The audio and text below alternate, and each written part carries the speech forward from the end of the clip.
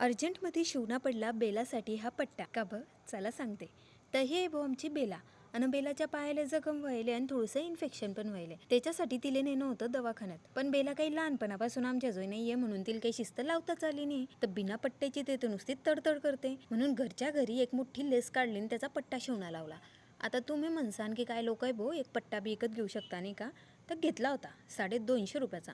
त्या पूर्ण चाईचाईसन त्याचा पुरा भुगा करी टाकला. आणि हो बेलाचे असेच लाड पुरे होता आमच्या घरी. मग आमनं करेल होती एक स्पेशल रिक्षा. वरे बशीसन मन भरलं मग खाली उतरली. खाली काही मन लागलं नाही मग परत सीटवर इसन बशी गेली. हा सिलसिला चालूच होता. तवशीन आम्ही पोहोचले प्राण्यांच्या सरकारी दवाखान्यात जो की आहे महाबडमध्ये. मग भू रिक्षामधून खाली उतरल्यावर बेलानं पहिले चौकशी करली की यांना मला नीट आणलं ना. तर हा होता दवाखाना. बेलाच्या नांदात बिचारा डॉक्टरांले बी थांबणं पडलं का ब कारण मॅडम आडी सुसूपट्टी करण्यात बिझी होते. मग झाला भाऊ चेकअप आणि बेलाले दिल्या 2 इंजेक्शन. तर तिला धरणं पडलं म्हणून शूट काहीच झाला नाही आणि गोया बिली दिल्या.